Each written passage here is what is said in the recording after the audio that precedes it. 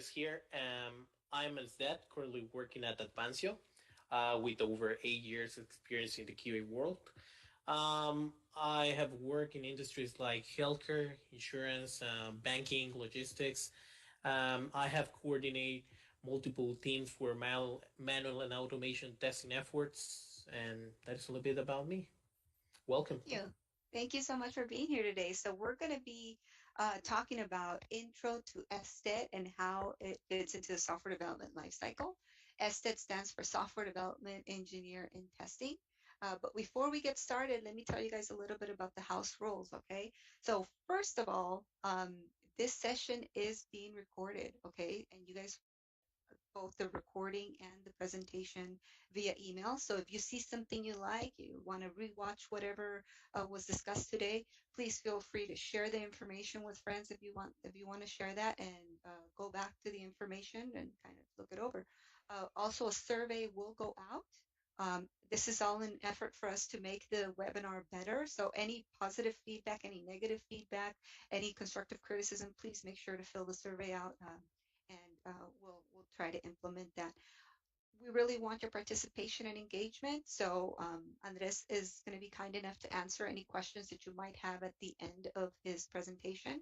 So please, if you're on Facebook, go ahead and put a comment. If you're watching this on LinkedIn or anywhere, just make sure that you put a comment. Our social media team is taking track of all of these questions, and they'll go ahead and let us know what they are so we can go ahead and ask Andres the questions and get those answered for you guys, okay? So without further ado, um, let's get started, Andres. Take over.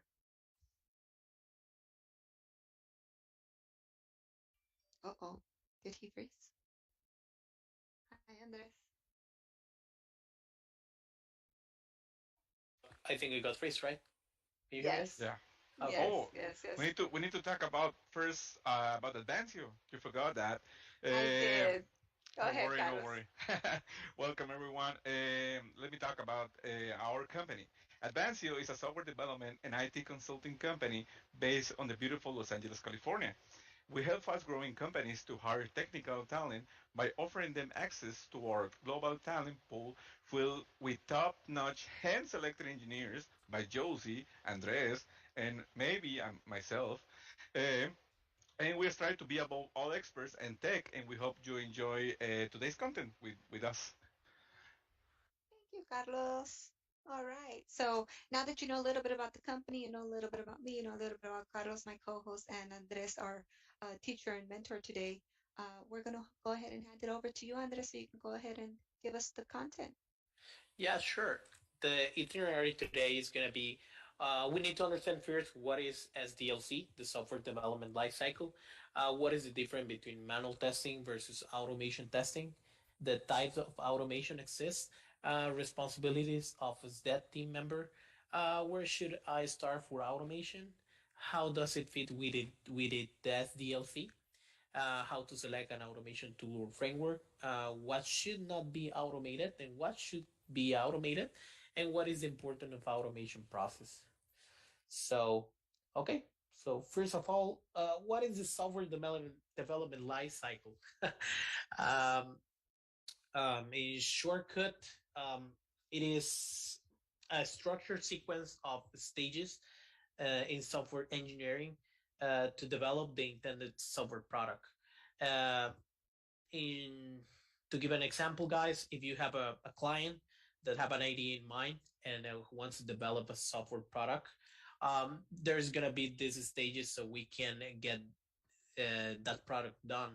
Um, in basics, I can give you an example. We have this client has an idea. We can have someone could be named a product owner, a product analyst, business analyst. It's going to be a person who is going to abstract the idea of the client and will convert into requirements that technical requirements that we as a development team or QA analysts, engineers, we can translate as a technical things, right? So there's going to be a requirement collection and analysis of those requirements to understand what are the necessities of the client. Ask the right questions, understanding what is the product will go, and That is that phase, the analysis phase. The design phase, once we understand and get those requirements, the next step on the software development lifecycle is, okay, we're going to create an architecture. Um, Basically, um, start to thinking on fluent diagrams, data flow diagrams, think on how it's going to be created, the database, the structure of the database, the tools or frameworks that we will have to use for develop this product, right? The implementation is very easy. It's basically start writing program code in uh, in any programming language that they decided, and developing error-free executable programs efficiently. Basically, testing phase, as the name says, it is the phase where we need to make sure that we are fulfill the requirements expectations. The next one, once we make sure that that's happened, there's no errors, there is a deployment phase. Basically, this deployment phase is install the and deployment the software product in at the right place. I don't know, could be in a cloud, or there is a service, and that is the main idea. And the maintenance, the last phase, is basically um, once the product is installed in somewhere, there is going to be bug fixing, um, make sure the functionalities of software are still fulfill the conditions, upgrade, that's mean better functionalities and capabilities of the product, scalability, that's mean that we can adapt the product the change requires in the future, and finally the assurance that the software product is up and running. uh, and basically that is the software development lifecycle. Now continue. We're gonna getting deep in the automation testing, and first in the testing side, sorry, in the testing side, there are two different kind of testing. We have the manual testing and the automation testing. Difference is very easily. Manual testing is performed by human. There are test cases that reproduce step by step without a test script, where something runs by a computer or a program. And automation testing. The automation testing is when we create it through a specific framework or tool. These test cases are simulated or run through the computer or through a program. So there is no human interaction there. Um, Now into the automation testing, basically there are the automation falls into two primary categories. The first one is the industrial automation, that it is used for control and manage the physical or industrial process for a high volume of repetitive task. You can think on, I don't know, Coca-Cola, Pepsi, or any huge companies that you can imagine a really huge um, arm, and it is controlled by a software in the background. Um, Instead of the software automation, whereas that are is basically that we um, create those scripts for um, avoid those repetitive tasks that a human normally perform. Started with the business process automation. That is basically the difference. And in this case, we have a specific software what we develop for a specific application. Could be web, could be mobile, could be from desktop. And we can recreate a specific and simulate the specific flows that can be done by a human, but we recreate it through the computer, through the scripting, so the computer can understand and simulate that into into the into the process. Um, so is that means software development engineer in test. That is basically someone who is an IT professional who can combine development and testing roles. What are responsibilities? Basically, is writing and analyzing code, understanding project documents. That is means that we have the requirement from the client. We can interpretate, so we can obviously start to develop the specific scripts, setting up and maintaining and performing test automation frameworks. That is, we are able to select a specific automation framework based on the client necessities. Um, Obviously, we need to keep in mind, for example, if the client needs some mobile or a web application, we're obviously considering if the client only perform their application through a specific browser, I can say Chrome. We can make sure that we need to make sure that the framework tool that we are going to select will can support that browser. Investigating customer problems referred by technical support team, testing box. We are a part of the testing life cycle. We detect bugs. Obviously, we report them. We can keep the track, so we can give support to the manual team folks. Basically, that is part of the things we can discover if the application has some error or has a bug. Continue with the other ones. We working with development teams. Obviously, any development project, any software project needs an integrated team. That's mean we need a development team, we need a QA team. QA can be involved, QA manuals, SDETs, also Scrum Master, a product owner. We need to work together to get that product done. Analyzing and disintegrating software system and coordination with other teams to enhance the overall design. Very similar to the previous point. We are able to research in test tools. As you know, there is a bunch of testing tools and there are new technologies every day. So we need to keep updated in any of these testing tools and be upgrading the framework and maintaining what we have been creating, and recording test result and managing the final quality.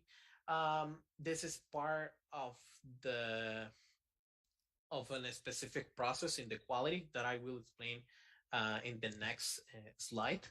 But basically, when the suite runs automatically, the framework can be able to create test results, specify and giving metrics about um, if the application is working as a spec, if any of the test cases that runs automatically fails or have any errors on the code.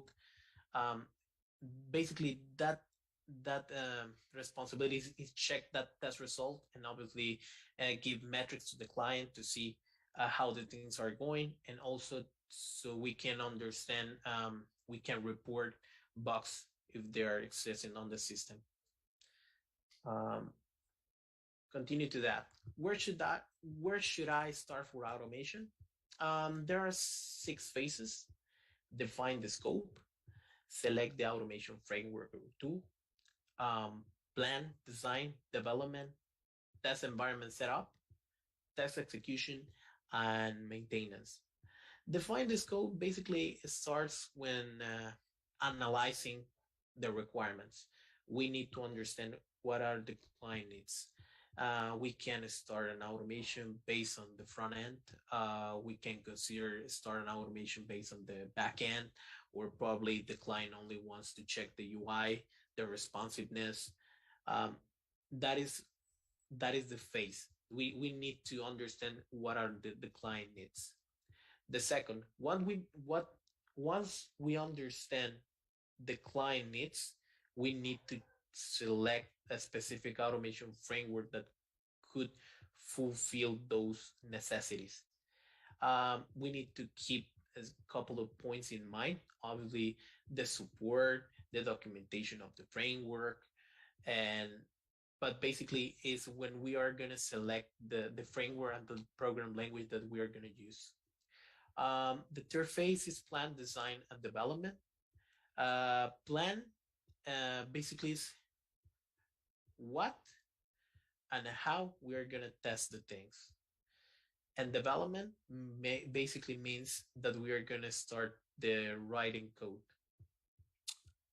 Test environment setup, prepare everything, data, make sure the code has been deployed in a specific environment where the test case is going to be executed. Make sure everything is in the right place so we can run or execute the the automated cases. The the next step, uh, the test execution, is basically running those automation cases and make sure that they are failing or passing. If the case that an automation case fails, we start to report. There is a bug cycle report, and we need to report to the development team. Hey, this is failing. There is a specific reason. Probably, I don't know. There is an assert that it is failing. Assert means that we are expecting something, but it is retrieving something different. So uh, we can report, give screenshots, give evidence. We need to create the bugs. We are very similar to the test test life cycle. So I'm gonna explain a little bit more about it. But that is basically on the test execution. We run those automation test cases and we report if we found any bug.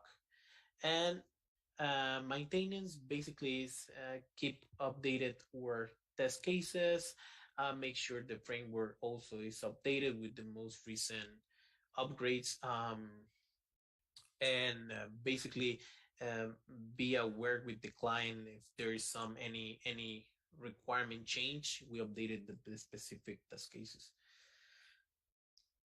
All right. Well, this is a little bit complicated, but I'm gonna try to summarize, guys. How does it fit with the SDLC? Real complicated to say that. Oh well. Um, as I explained, SDLC, the life cycle of software development, has different phases, right? It started with the analyzing, design, implementation, testing, and deployment. Um, I I gave you an idea about ATLC, automation testing life cycle, that it is, as I mentioned, define the scope of the testing, select the automation tool, the test plan, design and strategy, the test environment setup, the test script and execution, and the test results and reports.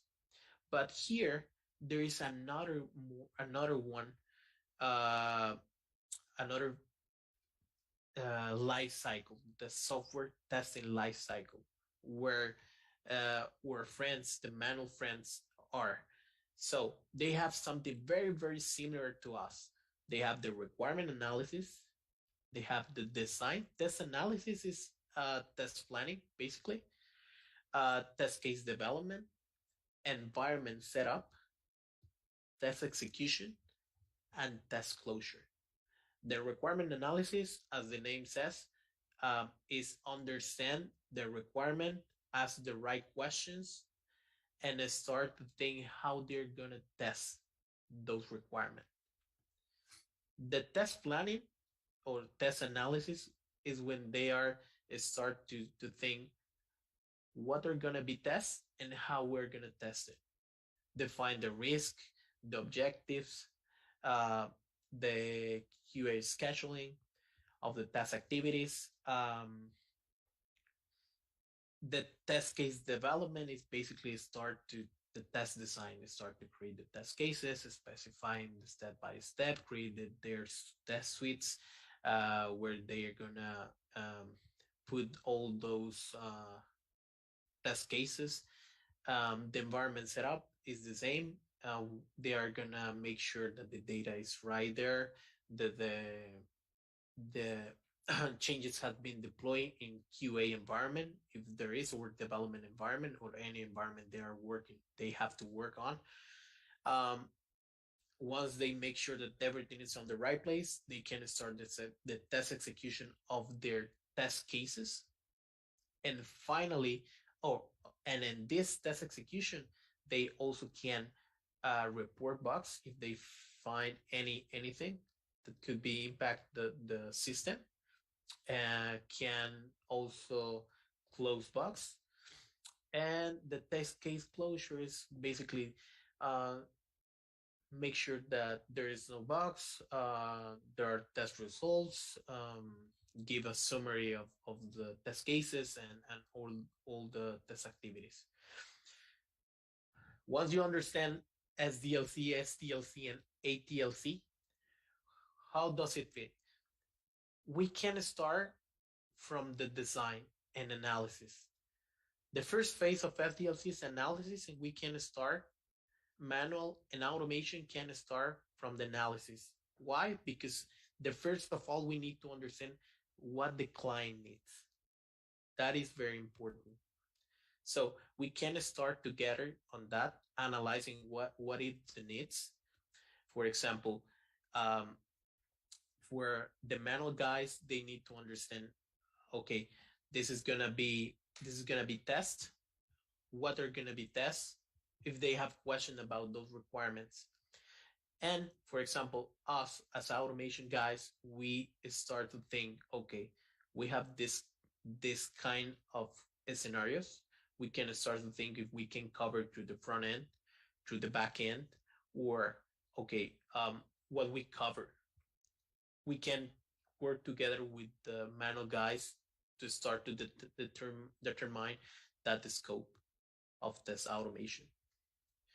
Also could happen if we start, for example, we have a project that already began the process. They are, I would say, into the implementation and testing phase, and they already start together with the manifolds, and they are doing their test execution. There is no any problem. We can start with the scope of test automation. I mean, we can start to analyzing what they already have, understanding what they are the needs, and obviously selecting the automation tool. Important. All of this graphic that you can see here can be different if you Google it. I mean, these phases depends on on the authors. There are many authors that use different phases, but the general idea is this. Um, Saying this, one of the other important thing that you need to understand is you can skip specific phases. For example, in ATLC for automation testing lifecycle, once you choose to select, you have defined the scope of your automation and you have select your specific automation tool. You can skip the stage 1 or 2 and start with the test plan, design, and test strategy. The cycle can start with the scope of test automation, but once you finalize the test results and report, and you have your scope and your automation tool, you can skip the first 2 steps, and then you can go on with the test plan and then design, and the cycle repeats and repeats again. The same could happen with SDLC. Um, the SDLC can skip, for example, there are group of people that don't use in case in manifolds, there are specific cases where they don't use test planning, so they can skip the test analysis phase. And that is the idea. I mean, we can start in any of the SDLC phases, and we can work together. I mean, we work together to get a product done using all of these stages. Continue with this. All right. So we have defined, I'm going to imagine that we already defined the scope of our testing. In this case, we are going to cover front end and API testing, right? But what things that I could have in mind for selecting an automation framework? Because there are a bunch of technologies that you can use. Doesn't matter which kind of technology you will use. It is important that you consider these 9 points always. The environment and devices support. Environment means the operating systems. If you are working with Linux or Windows or um, iOS devices. Obviously, you are going to support mobile, desktop, or web. Facility and usability, that is important to say. Documents, documentation of the framework, it is very important, and also to see that the framework is being maintained, or um, there is a group of people giving support to that framework. I mean, there is new versions, if they are fixing errors, because any of the framework could have errors that need to keep in mind. um, if you're gonna support database or not, locator support. Locators are so you can identify web elements into, I'm gonna say, if you have a web application, a locator support means that the framework is able to identify web elements and obviously interact with them. uh, how handling errors, how the errors are displayed, if they are understandable for the SDET guy or for someone else. So it was easily to understand any kind of errors and can give support and obviously fix them. Scripting language support. Um, could be Java, JavaScript, TypeScript. Doesn't matter the language. It is important that you consider the language that your team is supporting, and obviously their skills you are work you have on your background. The framework support. Obviously, you can integrate it different libraries, or you can integrate it reports through the framework. I mean, there are frameworks that doesn't support or doesn't have integrated reports, and you can find other reports created by someone else, and you can integrate it to your to your project. Easy debugging. I mean, there is a code error, and it is easily identify where your error is coming from. And the report support, as I mentioned, there is some expected test results at the end of the execution.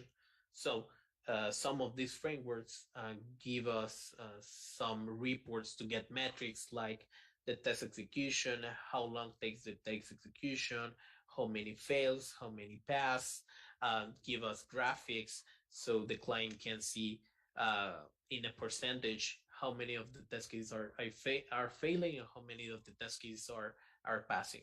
Obviously, give us information like the total of test cases that have been automated and how many test cases are skipped for any reason. And yeah, now now that we have our framework, we have choose one of the framework. What should not be automated? Three main rules. Those test cases that have been created for the very first time. That's mean if a test case hasn't been run manually at least once, you should not be automated that test case. You need to make sure first of all run it manually, make sure that it is fulfilling the requirements or the functionality, and then you are able to automate it. Two, those test cases where the requirement change constantly. If you have a if you have a project that you know or realize that you are automating something that it is changing every day, the problem will be that you will have to updating every day those changes because your script will gonna fail. That it is important to keep in mind. If that is the case, you need to raise your hand, explain the client that it is not a good practice continuing automating things that are going to be changing every day, and focus probably in the back end or probably in other side of the application. Ad hoc test cases, those test cases that are not focused on the requirements, like a monkey testing, like there are no specific test cases or any specific flow um, that it is relevant to consider for a manual testing guy. And what should be automated? Basically, those scripts that are really those test cases that are really complex to do it. Probably has 30, 40 steps, and it is really hard or take 1 hour to reproduce it manually. Would be a really good candidate.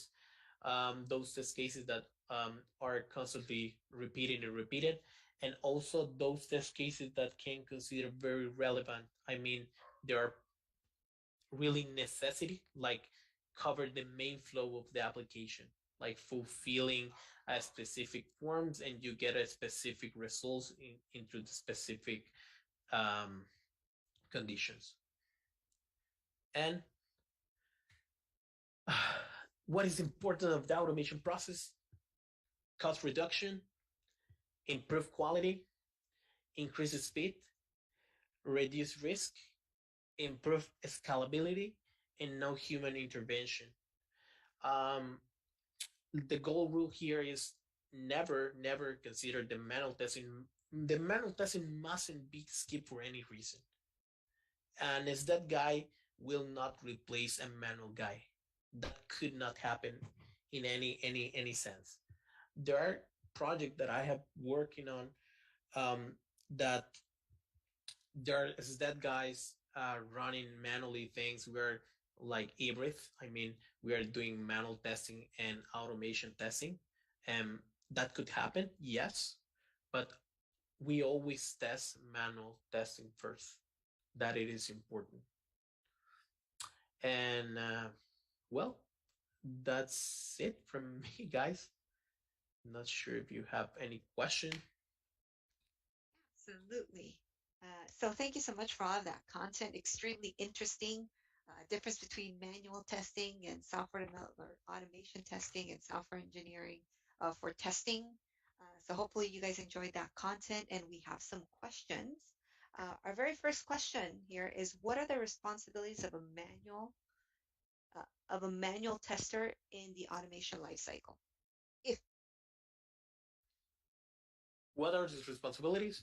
Well, basically analyzing requirements, create the test cases, um, also execute for the very first time manually all the test cases. Doesn't matter if it's an automation candidate, they will have to run at least once manual, and report bugs, and finally they can give the sign off. Yeah, so as you mentioned, you would want some or a process that's already mature to be able to automate it. So maybe that manual part is that very first part. So as you mentioned, maybe the test case building, the actual execution of at least one test case, and then you guys take over with the automation once that's already done.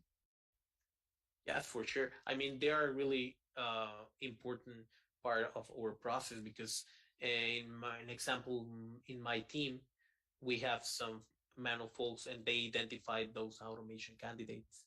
They I see. provided the strategy of how of what we are gonna be automated. So you guys work in coordination and have some synergy with the manual testers. Yeah. Amazing. We have Carlos, I think you have another one. Yeah. yeah. Hi Andres. We have another question in the chat. What happens when the automation teams finds a bug? Could happen to two things. We can report it and keep the tracking of that bug. I mean, we created a there are in the system we can specify, give an overview of the bug, put the evidence, what it is expect, or also there is the other way. We report this to the manual thing so they can keep a track on that. Why we do this? The reason is because they are gonna be the first hand that they're gonna check when the fix will be ready. They'll keep the tracking. They can run it manually for the very first time once the fix is done, and they heads up give a heads up to the team and say, hey, we already checked manually, everything is done, the bug is has been fixed, so you can automate it or you can rerun the program again. Nice. So then you notify both. You notify the development team, and then you also notify the manual team. That way, once they receive that fix, they know how to test it at least once. Yeah, sure. With yes. Amazing. Cool. All right, we've got one other question. As a software development engineer in test, tongue twister, do you create test cases, or is that mainly a manual, or is it in the design phase that you mentioned the different phases? How does that work? We can do it. The answer is yes, we can do it, but um, usually we don't, and depends a lot of the client. I mean, if there is only SDETs and there are hybrids, like I mentioned, that we do manual and automation things, in that case, we are gonna develop those test cases. But if there is uh, a specific manual team, they are they are the part of their responsibilities are to create those test cases and can be able to identify those automation candidates. I'm sorry, side question. Hybrids. So is that what you call somebody that can do manual and software development engineering and test? Is that what you mean by hybrid?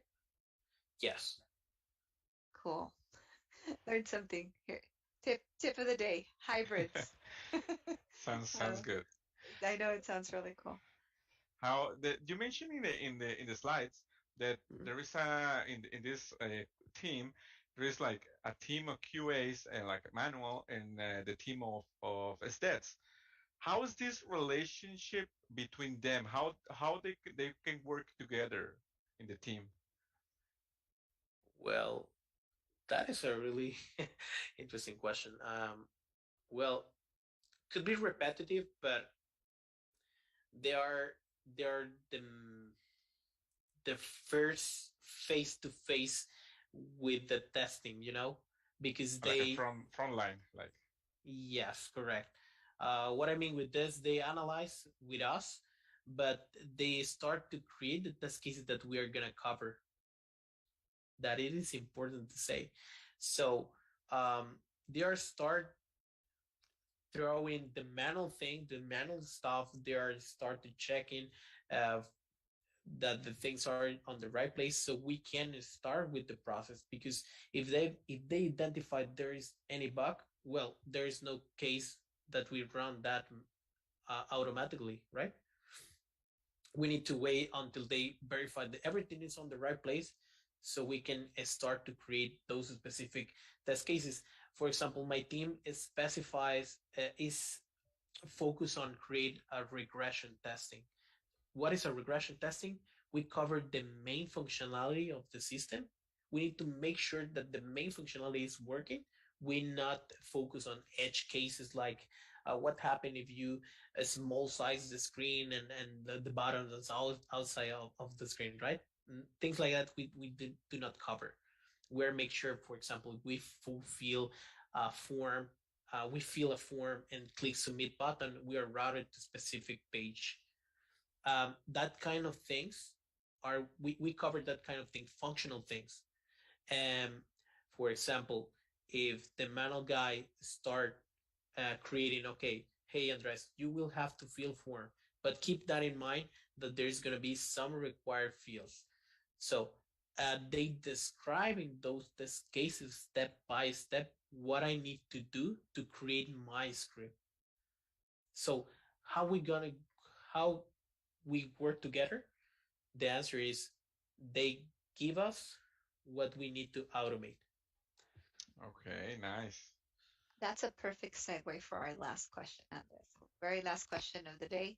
Um, how do you decide to either do manual or automation? So as you mentioned, they're the ones that tell you what you need to automate, but how does the team decide, or how does the person leading the team decide, okay, this we want to take the extra effort and we want to automate this this testing, or we're just going to have the manual team take care of this. How do they decide that? Uh, in my case, they decided we we do we really we are make sure. Okay, the things happen here. Um, I very trust on my team, on the manual team, that they will provide me uh, a really good automation candidates. But anyway, when they give me the list of what is going to be automated, when I'm going to start the scripting of something, I go to the test case and reproducibly manually understanding what are the needs, and if there's something that is weird, I uh, I get in deep. I mean, I try to open the story, the requirement, understand the requirement, and start analyzing.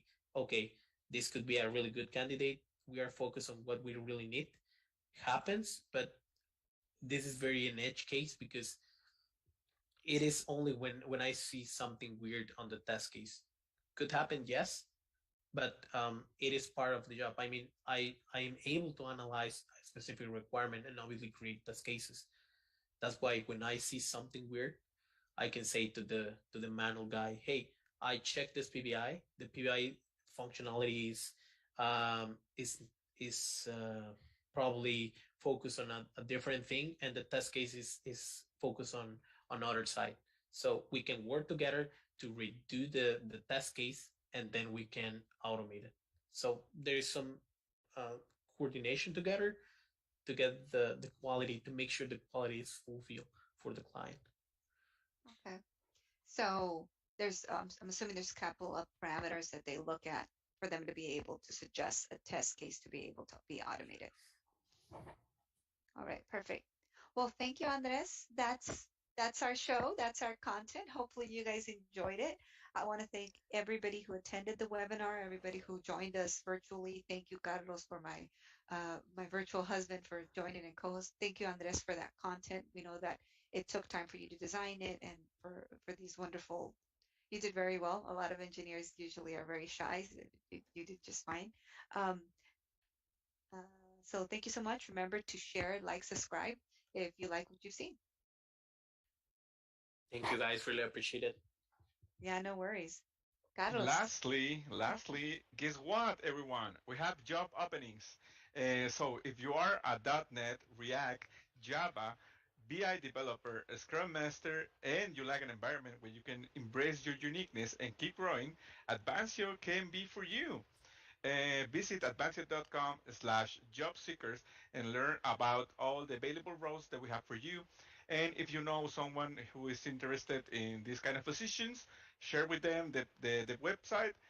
Like I say, advancio.com/job seekers, and we will be ready to your applies. Thank you, Carlos. Two more announcements. We do have one talk coming up called How Microsoft Azure Works for Office 365, and that's going to be November 17th. So please dial in on that. And then our next webinar is going to be the importance of company culture, and that'll be November 24th. So join us for those two other sessions. We hope you enjoyed the content today. Remember, share, like, subscribe, and we'll see you guys here next time. Have a good one, everyone.